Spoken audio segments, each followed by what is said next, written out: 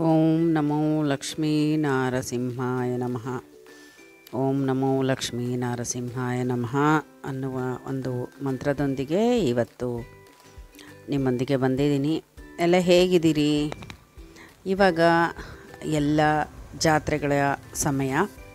ಹಾಗೆ ನಮ್ಮ ಊರಿನ ಜಾತ್ರೆ, ನಮ್ಮ ಮನೆ ದೇವರ ಜಾತ್ರೆ ಖಾದ್ರಿ ಲಕ್ಷ್ಮೀ ನಾರಸಿಂಹಸ್ವಾಮಿ ಜಾತ್ರೆ ಸಹ ನಿನ್ನೆ ನಡೆಯಿತು.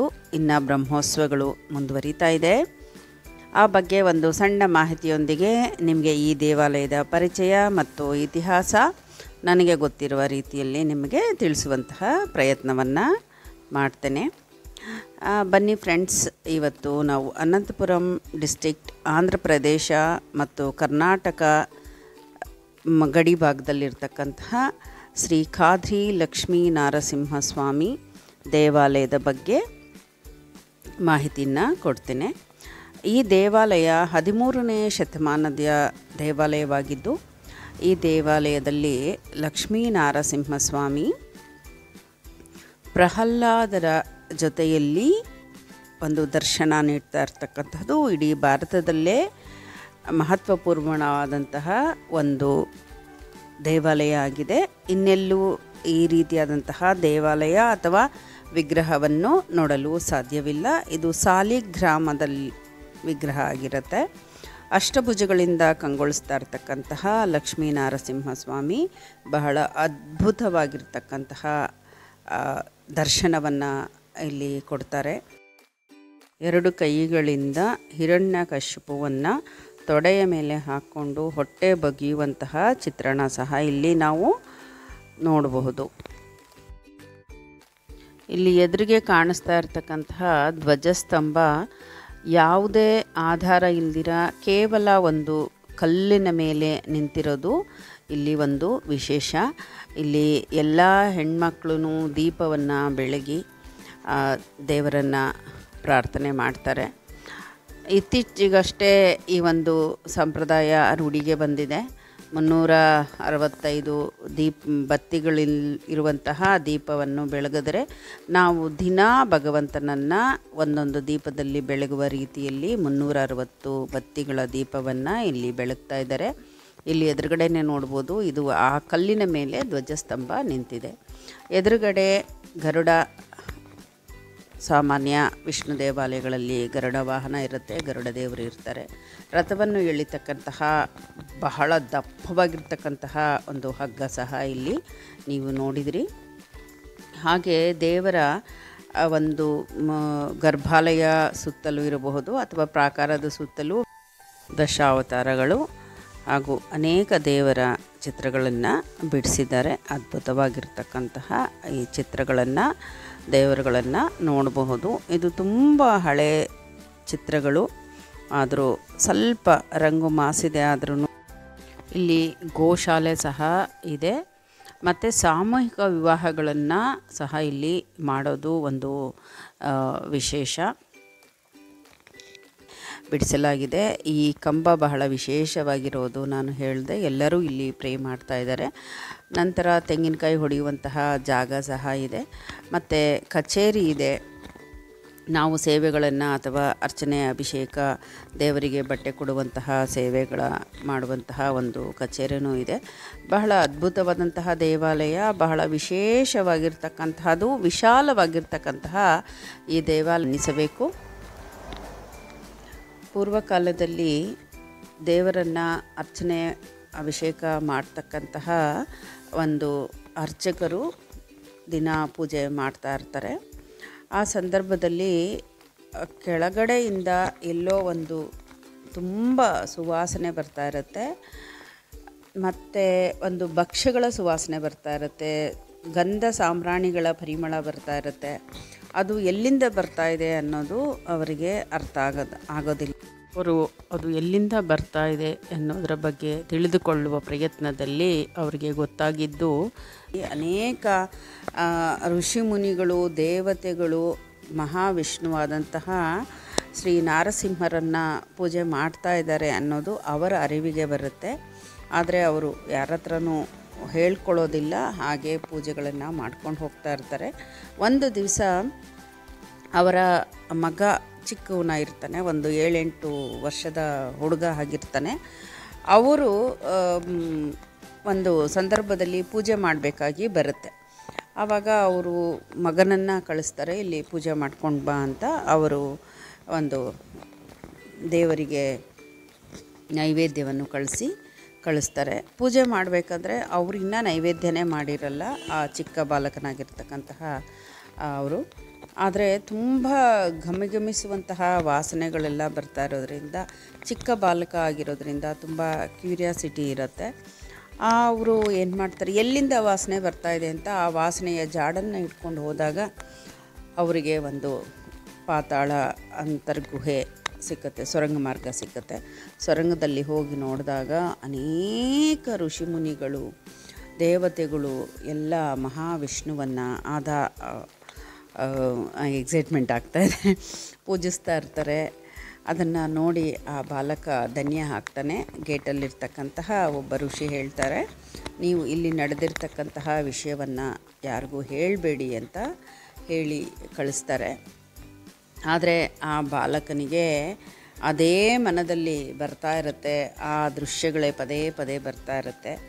ಹಾಗಾಗಿ ಅವರು ನಂತರ ಆ ಗುಹೆ ಒಳಗಡೆನೇ ಹೋಗಿ ಅಂತರ್ಧ್ಯಾನರಾಗ್ತಾರೆ ಅಂತ ಒಂದು ನನಗೆ ನಮ್ಮ ಪೂರ್ವಿಕರು, ನಮ್ಮ ತಾತ ಮುತ್ತಾತರು ಹೇಳಿರ್ತಕ್ಕಂತಹ ಒಂದು ಸಣ್ಣ ಮಾಹಿತಿ ಅಂತ ಇಲ್ಲಿ ನೋಡಬಹುದು.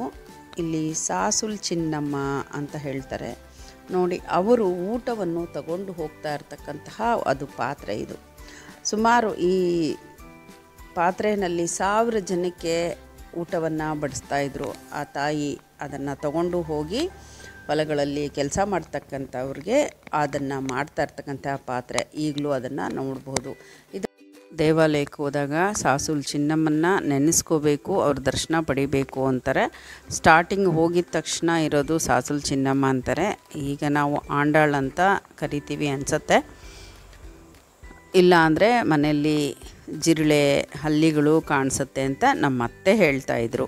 ಇದನ್ನೆಲ್ಲ ನೋಡಿದಾಗ ಭಗವಂತ ನಿಜವಾಗ್ಲೂ ನಮ್ಮನ್ನು ಕಾಪಾಡೋಕ್ಕೆ ಈ ಭೂಮಿಗೆ ಬಂದಿದ್ದಾನೆ ಅನ್ನೋದರಲ್ಲಿ ಸಂದೇಹವೇ ಇಲ್ಲ. ಹಾಗೆ ಇಲ್ಲಿ ನಾವು ರೂಮ್ಗಳನ್ನ ನೋಡ್ಬೋದು. ವಿಶಾಲವಾಗಿರ್ತಕ್ಕಂತಹ ಪ್ರಾಂಗಣ ಆಗಿರೋದ್ರಿಂದ ಮದುವೆ ಮಾಡೋರಿಗೆ ರೂಮ್ಗಳು ಕೊಡ್ತಾರೆ, ನೀರಿನ ವ್ಯವಸ್ಥೆ ಇದೆ, ಮದುವೆಗಳು ಮಾಡ್ಕೊಳ್ಳೋದಕ್ಕೆ ಅವಕಾಶ ಇದೆ. ಕಮ್ಮಿ ಖರ್ಚಿನಲ್ಲಿ ಭಗವಂತನ ಆಶೀರ್ವಾದದೊಂದಿಗೆ ಮದುವೆ ಮಂಟಪಗಳನ್ನೆಲ್ಲ ಹಾಕ್ಕೊಳ್ಳೋಕ್ಕೆ ಇಲ್ಲಿ ಅವಕಾಶ ಇದೆ. ಮದುವೆ ಮಾಡೋರಿಗೆ ರೂಮ್ಗಳು ಕೊಡ್ತಾರೆ, ನೀರಿನ ವ್ಯವಸ್ಥೆ ಇದೆ. ಹಾಗೆ ಅರ್ಚಕರು ಬಂದು ಮದುವೆ ಮಾಡ್ತಾರೆ, ದೇವರ ಕಲ್ಯಾಣಗಳು ನಡೆಯುತ್ತೆ. ಹಾಗೆ ನಮ್ಮಂತಹ ಜನಸಾಮಾನ್ಯರ ಮದುವೆಗಳು ಇಲ್ಲಿ ನಡೆಯುತ್ತೆ. ಈ ಸ್ಥಳದಲ್ಲಿ ಮದುವೆಗಳನ್ನು ಮಾಡಿಕೊಂಡವ್ರಿಗೆ ಯಾವುದೇ ದೋಷಗಳು ಬರೋದಿಲ್ಲ. ಹೇಳ್ತಾರಲ್ಲ, ಗುರುಬಲ ಇಲ್ಲ, ಅದಿಲ್ಲ, ಇದಿಲ್ಲ, ಮತ್ತು ಈ ಥರ ಕೆಲವೆಲ್ಲ ಇರುತ್ತೆ. ಆದರೆ ಈ ದೇವರ ಸನ್ನಿಧಾನದಲ್ಲಿ ಮದುವೆಯನ್ನು ಮಾಡ್ಕೊಳ್ಳೋದ್ರಿಂದ ಯಾವುದೇ ರೀತಿಯ ದೋಷಗಳು ಬರೋದಿಲ್ಲ. ಅವರು ಸುಖ ಸಮೃದ್ಧಿಯಿಂದ ಚೆನ್ನಾಗಿ ಬಾಳ್ತಾರೆ ಅನ್ನೋದು ಒಂದು ವಿಶ್ವಾಸ. ಹಾಗೆ ಇಲ್ಲಿ ನಾಗರಕಟ್ಟೆನೂ ಇದೆ, ಮತ್ತು ಚೌಲ ಮಾಡುವಂತಹ ಒಂದು ಕಲ್ಯಾಣ ಕಟ್ಟೆನೂ ಇದೆ. 4 ಮಹಾದ್ವಾರಗಳು ಇಲ್ಲಿ ನಾವು ನೋಡಬಹುದು. 2-3 ದ್ವಾರಗಳಲ್ಲಿ ಎಂಟ್ರೆನ್ಸು ಇರುತ್ತೆ. ಇದು ಹಿಂಬಾಗಲು. ಹಿಂದುಗಡೆನೇ ನಮಗೆ ಒಂದು ಕಲ್ಯಾಣಿ ಸಹ ಸಿಕ್ಕತ್ತೆ. ಅಲ್ಲಿಂದ ನೀರು ತಂದು ಮಾಡ್ತಾರೆ ಅಂತ ಹೇಳ್ತಾರೆ. ಆದರೆ ಈಗ ಅದೆಲ್ಲ ಕಲ್ಯಾಣಿ ಎಲ್ಲ ಅಷ್ಟು ಅಸ್ತಿತ್ವದಲ್ಲಿಲ್ಲ, ಕ್ಲೀನ್ ಮಾಡಿ ಇಟ್ಟಿದ್ದಾರೆ.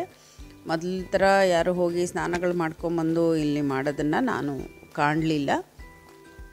ಆದರೆ ಪೂಜೆ ಪುನಸ್ಕಾರಗಳು, ಗುಂಡು ಹೊಡಿಯೋದು, ಮದುವೆಗಳು, ನಾಮಕರಣಗಳು ಇವೆಲ್ಲ ತುಂಬ ನಡೆಯುತ್ತೆ. ದೇವರು ಇಲ್ಲಿ ಖಾದ್ರಿ ಅನ್ನುವಂತಹ ಒಂದು ವೃಕ್ಷದ ಕೆಳಗಡೆ ಸಾಲಿಗ್ರಾಮ ರೂಪದಲ್ಲಿ ಪ್ರಕಟಿತವಾಗಿದ್ದರಿಂದ ಖಾದ್ರಿ ಅಂತ ಸಹ ಹೇಳ್ತಾರೆ. ಹಾಗೆ ಇನ್ನೊಂದು ಅಂದರೆ ಮಹಾವಿಷ್ಣುವಿನ ಪಾದವನ್ನು ಪರ್ವತದ ಮೇಲೆ ಇಟ್ಟಿರೋದ್ರಿಂದ ಖಾದ್ರಿ ಅಂತ ಈ ಒಂದು ಊರಿಗೆ ಹೆಸರು. ಖಾದ್ರಿ ಲಕ್ಷ್ಮೀ ನರಸಿಂಹಸ್ವಾಮಿ ಅಂತಾರೆ. ಅಂದರೆ ಚಂಚುಲಕ್ಷ್ಮಿನ ಇಲ್ಲಿ ಮದುವೆ ಮಾಡಿಕೊಂಡು ಹಿರಣ್ಯಕಶಿಪುವನ ಸಂಹಾರ ಮಾಡಾದ್ಮೇಲೆ ರೌದ್ರ ರೂಪವನ್ನು ತಾಳಿ ಇವರು ಒಂದು ಬೆಟ್ಟದ ಮೇಲೆ ನಡ್ಕೊಂಡು ಹೋಗ್ತಾರೆ. ಅದೇ ಖಾದ್ರಿ. ಅಲ್ಲಿ ಚಂಚುಲಕ್ಷ್ಮಿ ಅನ್ನುವಂಥ ಲಕ್ಷ್ಮೀ ರೂಪ ಒಂದು ಚೆಂಚರು ಅಂದರೆ ಈ ಕಾಡಲ್ಲಿರ್ತಕ್ಕಂತಹ ಜನಗಳಲ್ಲಿ ಒಂದು ಜನ್ಮ ಎತ್ತಿರ್ತಾರೆ, ಅವ್ರನ್ನ ಚೆಂಚುಲಕ್ಷ್ಮಿ ಅಂತಾರೆ. ಅಲ್ಲಿ ಮದುವೆ ಮಾಡ್ಕೊಳ್ತಾರೆ. ಹಾಗೆ ಪ್ರಹ್ಲಾದ ಸಹ ಇಲ್ಲಿ ಜಪ್ಸಿ ಪ್ರಹ್ಲಾದನಿಗೆ ಒಲ್ದಿರೋದ್ರಿಂದ ಪ್ರಹ್ಲಾದರನ್ನು ಇಲ್ಲಿ ಇಟ್ಕೊಂಡು ಒಂದು ಸ್ವರೂಪ ಇಲ್ಲಿ ನೆಲೆಸಿದೆ. ಪಕ್ಕದಲ್ಲೇ ಲಕ್ಷ್ಮೀ ದೇವಿಯನ್ನು ಸಹ ನಾವು ನೋಡ್ಬೋದು. ಇಲ್ಲಿ ಮಹಾವೃಕ್ಷ, ಇದರ ಕೆಳಗಡೆ ಎಲ್ಲ ನಾಗರ ಕಲ್ಲುಗಳಿದ್ದಾವೆ. ಅನೇಕ ದೇವಾಲಯಗಳು, ಅನೇಕ ದೇವರ ವಿಗ್ರಹಗಳನ್ನೆಲ್ಲ ಸಹ ನಾವು ಇಲ್ಲಿ ನೋಡ್ಬೋದು. ಒಂದೊಂದಕ್ಕೂ ಒಂದೊಂದು ಇತಿಹಾಸ ಇದೆ. ನನ್ನ ಸ್ಮರಣೆಗೆ ಬಂದಿರತಕ್ಕಂತಹ ಒಂದು ಸುದ್ದಿಗಳನ್ನು ನಿಮಗೆ ಹೇಳ್ತಾ ಇದ್ದೀನಿ. ನನಗೆ ಗೊತ್ತಿಲ್ಲದೆ ಇರತಕ್ಕಂತಹದ್ದು, ದೊಡ್ಡವರಿಗೆ ಗೊತ್ತಿರತಕ್ಕಂತಹದ್ದು ತುಂಬ ಇಲ್ಲಿ ವಿಷಯಗಳನ್ನು ಇದೆ. ಆದರೆ ಎಲ್ಲರೂ ಒಂದು ಸತಿ ಬಂದು ದರ್ಶನ ಮಾಡಿಕೊಂಡು ಹೋಗುವಂತಹ ಸ್ಥಳ ಆಗಿದೆ ಅನ್ನೋದನ್ನು ಮಾತ್ರ ನಾನು ಹೇಳ್ತೀನಿ.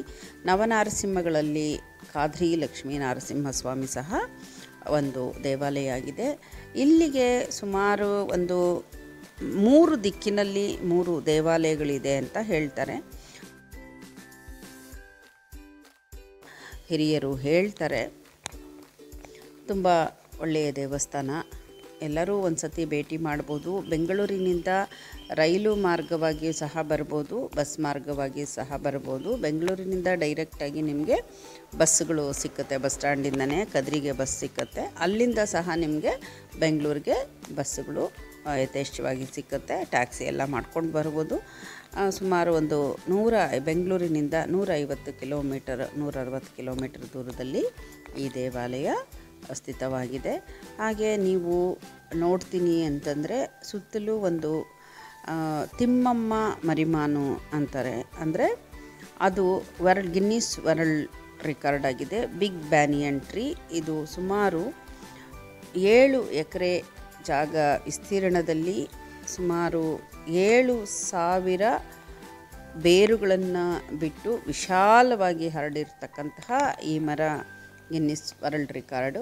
ಈ ಮರವನ್ನು 25 ಕಿಲೋಮೀಟರ್ ದೂರದಲ್ಲಿದೆ. ಇದು ನೋಡ್ಬೋದು. ಹಾಗೆ ನೀವು ಏನಾದರೂ ನಿಮ್ಮ ಸ್ವಂತ ಕಾರ್ಯಗಳಲ್ಲಿ ಅಥವಾ ಟ್ಯಾಕ್ಸಿ ಮಾಡ್ಕೊಂಡು ಬಂದರೆ ವಾಪಸ್ ಬರಬೇಕಂದ್ರೆ ಬಾಗೇಪಲ್ಲಿಗೆ ಒಂದು ಸರ್ಕಲ್ ಬರುತ್ತೆ, ಆಂಧ್ರ ಬಾರ್ಡರು, ಬಾಗೇಪಲ್ಲಿ ಆಂಧ್ರ ಬಾರ್ಡರ್ ಹತ್ರ.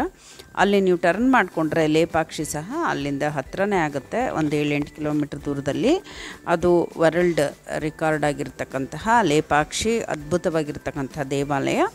ಆ ದೇವಾಲಯನ ಸಹ ನೀವು ನೋಡಿಕೊಂಡು ಬೆಂಗಳೂರಿಗೆ ವಾಪಸ್ ಬರ್ಬೋದು. ಇನ್ನು ನಿಮಗೆ ಟೈಮ್ ಇತ್ತು ಅಂತಂದರೆ ಬಾಗೇಪಲ್ಲಿ ಕ್ರಾಸಲ್ಲಿ ಎಡಗಡೆಗೆ ನೀವು ತಿರ್ಕೊಂಡಾಗ ಗಡದಿ ವೆಂಕಟರಮಣ ಸ್ವಾಮಿ ದೇವಸ್ಥಾನ, ಇದು ಸಾಲಿಗ್ರಾಮ ದೇವಸ್ಥಾನ. ಇದು ಸಹ 108 ವಿಷ್ಣು ದೇವಾಲಯಗಳಲ್ಲಿ ಒಂದು ದೇವಾಲಯ ಆಗಿದೆ. ಈ ದೇವಾಲಯ ಸಹ ಅದ್ಭುತವಾಗಿದೆ, ನೋಡಿಕೊಂಡು ಬರಬಹುದು ನೀವು ಟೈಮ್ ಇದ್ದರೆ. ಬೆಳಗ್ಗೆನೇ ಬಿಟ್ಟರೆ ನನಗನ್ಸುತ್ತೆ ನೀವು ಇದನ್ನೆಲ್ಲ ಕವರ್ ಮಾಡಿಕೊಂಡು ಬೆಂಗಳೂರಿಗೆ ವಾಪಸ್ಸು ಆರಾಮಾಗಿ ಬರಬಹುದು. ದೇವಾಲಯಕ್ಕೆ ನಾವು ಪ್ರತಿ ವರ್ಷ ಬರ್ತೀವಿ. ಸುಮಾರು ಮನೆಗಳ ಮನೆ ದೇವರಾಗಿರೋದ್ರಿಂದ ಹುಟ್ಟುಕೂದಲಿರಬಹುದು ಅಥವಾ ಯಾವುದೇ ಶುಭ ಸಮಾರಂಭಗಳಿಗೆ ಮೊದಲಿಗೆ ಭಗವಂತನನ್ನು ಆಹ್ವಾನ ಮಾಡೋದಕ್ಕೆ ಪ್ರತಿ ವರ್ಷ ಬರ್ತೀವಿ. ಬಂದಾಗ ನಾವು ಕೇವಲ ದೇವಾಲಯ ದರ್ಶನವನ್ನು ಮಾಡಿಕೊಂಡು ಹೋಗ್ತೀವಿ. ಪ್ರತಿ ವರ್ಷ ನಾವು ಇಲ್ಲಿ ಸೇವೆಗೆ ಬರ್ತೀವಿ. ಮನೆ ದೇವರಾಗಿರೋದ್ರಿಂದ ತುಂಬ ವಿಶೇಷವಾಗಿರ್ತಕ್ಕಂತಹ ಈ ದೇವಾಲಯ ನೀವು ಸಹ ದರ್ಶನ ಪಡೆಯಬಹುದು. ಹೋಲಿ ಬರುತ್ತಲ್ಲ ನಮಗೆ, ಹೋಲಿ ಬಂದಾಗ ಇಲ್ಲಿ ಬ್ರಹ್ಮೋತ್ಸವಗಳು ಶುರುವಾಗುತ್ತೆ. ನಾವು ಅವತ್ತು ಹೋಲಿ ಹುಣ್ಣಿಮೆ ಅಥವಾ ಅವತ್ತು ಪೌರ್ಣಿಮೆ ಆಗಿರೋದ್ರಿಂದ ಆವತ್ತು ನಾವು ಬ್ರಹ್ಮೋತ್ಸವಗಳ ಮೊದಲ ದಿವಸ ಆಗಿರೋದ್ರಿಂದ ನಾವು ಪೂಜೆ ಪುನಸ್ಕಾರಗಳನ್ನು ಮಾಡಿ ಮನೆಯಲ್ಲಿ ಹಬ್ಬ ಮಾಡ್ತೀವಿ. ಅದೇ ಕರೆಕ್ಟ್ 1 ವಾರಕ್ಕೆ ಅಂದರೆ ಹುಣ್ಣಿಮೆ ಆಗಿದ ಶನಿವಾರ, ಯಾವ ಶನಿವಾರ ಬರುತ್ತೆ ಆ ಶನಿವಾರದಂದು ತೇರನ್ನು ಎಳಿತಾರೆ. ಇದು ತುಂಬ ದೊಡ್ಡ ತೇರಾಗಿ ಈ ರಥೋತ್ಸವ ನಡೆಯುವಾಗ ಮುರುಗ, ದವನ, ಬಾಳೆಹಣ್ಣು, ಮೆಣಸು ಎಲ್ಲ ಸಣ್ಣದು ಪಟ್ಟಣ ಕಟ್ಟಿ ಬ್ಯಾಗ್ಗಳಲ್ಲಿ ಎಸಿತಾರೆ. ಆಮೇಲೆ ಕೆಳಗೆ ಬಿದ್ದಿರ್ತಕ್ಕಂತಹ ಆ ಮೆಣಸು ಅಥವಾ ಮರುಗ, ಬಾಳೆಹಣ್ಣು ಇವನ್ನೆಲ್ಲ ತಗೊಂಡು ಸೇವನೆ, ಅಂದರೆ ಮೆಣಸು ಮತ್ತು ಬಾಳೆಹಣ್ಣು ಸೇವನೆ ಮಾಡೋದ್ರಿಂದ ತುಂಬ ಆರೋಗ್ಯ ಇಂಪ್ರೂವ್ ಆಗುತ್ತೆ. ಮತ್ತು ಈ ದೇಹದಲ್ಲಿ ಸಣ್ಣದು ಏನೋ ಪುರಿ ಏನೋ ಅದರ ಹೆಸರು ಗೊತ್ತಿಲ್ಲ, ಅದೆಲ್ಲ ಹೋಗುತ್ತೆ ಅನ್ನೋದು ಸಹ ರೂಢಿ ಇದೆ. ಮಕ್ಕಳಲ್ಲಿ ಕಿವಿ ಸೋರುವಂಥದ್ದು ಇರ್ಬೋದು, ಅಥವಾ ಏನಾದರೂ ಪ್ರಾಬ್ಲಮ್ಸ್ ಸಾಲ್ವ್ ಆಗದೇ ಇರೋಂತಹ ಪ್ರಾಬ್ಲಮ್ಸ್ ಎಲ್ಲ ಈ ರಥೋತ್ಸವಕ್ಕೆ ಬಂದು ಈ ಪ್ರಸಾದ ಸ್ವೀಕಾರ ಮಾಡೋದರಿಂದ ಇದೆಲ್ಲ ಪ್ರಾಬ್ಲಮ್ಸ್ ಎಲ್ಲ ಸಾಲ್ವ್ ಆಗುತ್ತೆ ಅನ್ನೋದು ಸಹ ರೂಢಿಯಲ್ಲಿದೆ. ಇಂದಿಗೂ ನಡ್ಕೊಂಡು ಬರ್ತಾಯಿದೆ. ಈ ಟೈಮಲ್ಲೇ ನಮಗೆ ದವನ ಮತ್ತು ಮುರುಘ ಸಿಕ್ಕತ್ತೆ, ಅದನ್ನೆಲ್ಲ ಮನೆಗೆ ತೊಗೊಂಡು ಬರ್ತಾರೆ. ಅದು ತುಂಬ ಒಳ್ಳೆಯ ಸೂಚನೆ ಅಂತ ಎಲ್ಲರೂ ಭಾವಿಸ್ತಾರೆ. ತೀರ್ಥ ತೊಗೊಂಡು ಬಂದು ಮನೆಗೆ ಹಾಕ್ತಾರೆ. ಇದೆಲ್ಲ ತುಂಬ ಖುಷಿ ತರುವಂತಹದ್ದು, ತುಂಬ ಅದ್ಭುತವಾಗಿ ಇಲ್ಲಿ ನಡೆಯುವಂತಹ ಒಂದು ಪ್ರಕ್ರಿಯೆ. ಮುರುಘ ದವನದ ಜೊತೆ ಇಲ್ಲಿ ಕುಂಕುಮ ಸಹ ಬಹಳ ಪ್ರಸಿದ್ಧಿಯನ್ನು ಪಡೆದಿದೆ. ಇಲ್ಲಿ ಮಾಡ್ತಕ್ಕಂತಹ ಕುಂಕುಮ ಬೇರೆಲ್ಲೂ ಸಿಕ್ಕಲ್ಲ, ಅಷ್ಟು ಚೆನ್ನಾಗಿರುತ್ತೆ ಕುಂಕುಮವನ್ನು ಇಲ್ಲಿ ತಗೊಂಡು ಹೋಗ್ತಾರೆ. ಹಾಗೆ ನೀವು ಬರುವಾಗ ಕುಂಕುಮವನ್ನು ತಗೊಂಡು ಬರ್ಬೋದು. ತುಂಬ 2 ಕಡೆ ಮಾತ್ರ ತುಂಬ ಪ್ರಸಿದ್ಧಿಯಾದಂತಹ ಕುಂಕುಮ, ಈ ಇಂಡಿಯಾದಲ್ಲೇ ಪ್ರಸಿದ್ಧಿಯಾಗಿರ್ತಕ್ಕಂತಹ ಕುಂಕುಮವನ್ನು ಇಲ್ಲಿ ತಯಾರು ಮಾಡ್ತಾರೆ. ಇನ್ನೊಂದು ಪಂಡರೀಪುರದಲ್ಲಿ ತಯಾರು ಮಾಡ್ತಾರೆ. ಇವೆರಡು ಕುಂಕುಮ ಬಹಳ ಪ್ರಸಿದ್ಧಿಯನ್ನು ಪಡೆದಿದೆ.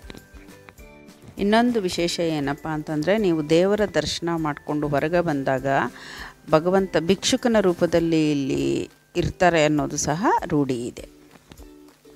ದರ್ಶನ ಮಾಡ್ಕೊಳ್ಳಿ. ಹಾಗೆ ಪ್ರಸಾದದ ವ್ಯವಸ್ಥೆ ಇರುತ್ತೆ, ಊಟ ಮಾಡ್ಕೊಂಡು ಬರ್ಬೋದು. ತುಂಬ ಚೆನ್ನಾಗಿರುತ್ತೆ. ಪ್ರಸಾದನೂ ತುಂಬ ಚೆನ್ನಾಗಿ ಸಿಕ್ಕತ್ತೆ. ಮಧ್ಯಾಹ್ನ ಇರುತ್ತೆ, 3:30, 4 ಗಂಟೆವರೆಗೂ ಪ್ರಸಾದ, ನಿತ್ಯ ಅನ್ನ ಪ್ರಸಾದ ಇಲ್ಲಿ ನಡೀತಾ ಇದೆ. ಅನೇಕ ಮಹಾನ್ ವ್ಯಕ್ತಿಗಳು ಇಲ್ಲಿ ಪ್ರವಚನವನ್ನು ಕೊಟ್ಟಿದ್ದಾರೆ. ಅದರಲ್ಲಿ ಶ್ರೀ ಕೋಟೇಶ್ವರ ಅವರವರು ಸಹ ಇಲ್ಲಿ ಪ್ರವಚನಗಳನ್ನು ನೀಡಿದ್ದಾರೆ. ತುಂಬ ಒಂದು ಭಗವತ್ ಸೇವೆಗಳು ಇಲ್ಲಿ ನಡೀತಾ ಇರುತ್ತೆ. ನೀವು ಹಾಗೆ ಶಾಪಿಂಗ್ ಮಾಡ್ಬೋದು ಅಂದರೆ ದೇವಸ್ಥಾನದ ಎದುರುಗಡೆನೇ ಅನೇಕ ಅಂಗಡಿಗಳಿದ್ದಾವೆ. ಕಾಫಿ, ಟೀ ಮತ್ತು ಹೋಳಿಗೆ ಎಲ್ಲ ಮಾಡ್ತಾ ಇರ್ತಾರೆ, ಅಲ್ಲೇ ಮಾಡಿ ಕೊಡ್ತಾರೆ. ಚೆನ್ನಾಗಿರುತ್ತೆ. ಆಂಧ್ರ ಸ್ಟೈಲು ಬೇಳೆ ಹೋಳಿಗೆ ಒಂದು ಸತಿ ಟ್ರೈ ಮಾಡ್ಬೋದು. ಮತ್ತು ಕಾಫಿ, ಟೀ ಎಲ್ಲನೂ ಪ್ರತಿಯೊಂದೂ ನಿಮಗೆ ಮಹಾದ್ವಾರದ ಮುಂದ್ಗಡೆನೇ ಸಿಕ್ಕತ್ತೆ. ಶಾಪಿಂಗ್ ಮಾಡೋರು ಮಾಡ್ಬೋದು. ಬಳೆನ ಇಲ್ಲಿ ವಿಶೇಷವಾಗಿ ಬಳೆ ಸಹ ತೊಗೊಳ್ತಾರೆ. ಮತ್ತು ಕುಂಕುಮ ಹೇಳಿದೆ, ಮಕ್ಕಳಿಗೆ ಆಟ ಸಾಮಾನು ಅದು ಇದೆಲ್ಲ ಇರುತ್ತೆ. ಬಸ್ ಸ್ಟ್ಯಾಂಡು ಹತ್ತಿರದಲ್ಲೇ ಇದೆ. ನಿಮಗೆ ಎಲ್ಲ ಥರದಲ್ಲೂ ಅನುಕೂಲವಾಗಿರ್ತಕ್ಕಂತಹ ಒಂದು ಜಾಗ ಇದಾಗಿದೆ. ಯಾರಾದರೂ ವಿಸಿಟ್ ಮಾಡಬೇಕಂದ್ರೆ ಒಂದು ಸತಿ ವಿಸಿಟ್ ಮಾಡಿ. ನನಗೆ ತಿಳಿದಿರ್ತಕ್ಕಂತಹ ಮಾಹಿತಿ, ಕಲೆ ಹಾಕಿದ ಮಾಹಿತಿಯನ್ನು ನಿಮ್ಮ ಜೊತೆಗೆ ಹಂಚ್ಕೊಂಡಿದ್ದೀನಿ. ಇಲ್ಲೇನಾದರೂ ತಪ್ಪುಗಳಿದ್ದರೆ ದಯವಿಟ್ಟು ಕ್ಷಮಿಸಿ. ಮತ್ತು ಇದರ ವಿಚಾರಗಳು ಯಾರಿಗಾದರೂ ಗೊತ್ತಿದ್ದರೆ ನನಗೆ ಕಾಮೆಂಟಲ್ಲಿ ತಿಳಿಸಿ. ನನಗೂ ಸಹಾಯ ಆಗುತ್ತೆ. ಮುಂದೆ ನಾನು ತಿಳ್ಕೊಳಕ್ಕಾಗತ್ತೆ, ನಿಮ್ಮೆಲ್ಲರ ಜೊತೆ ಹಂಚ್ಕೊಳ್ಳೋಕ್ಕೆ ಸಹ ಆಗುತ್ತೆ. ಹಾಗೆ ಯಾರು ಸಬ್ಸ್ಕ್ರೈಬ್ ಮಾಡ್ದಿರಾ ನೋಡ್ತಾ ಇರ್ತಕ್ಕಂತಹ ಫ್ರೆಂಡ್ಸು ಸಬ್ಸ್ಕ್ರೈಬ್ ಮಾಡ್ಕೊಳ್ಳಿ, ನನಗದೊಂದು ಸಪೋರ್ಟ್ ಆಗುತ್ತೆ. ಹಾಗೆ ಲೈಕ್ ಮಾಡ್ತೀರಾ ಅಂತ ಅಂದ್ಕೊಂಡಿದ್ದೀನಿ. ಮುಂದಿನ ವಿಡಿಯೋದಲ್ಲಿ ಸಿಕ್ಕೋಣ. ಸರ್ವೇ ಜನ ಸುಖಿನೋ ಭವಂತು. ಸಮಸ್ತ ಸನ್ಮಂಗಳಾನಿ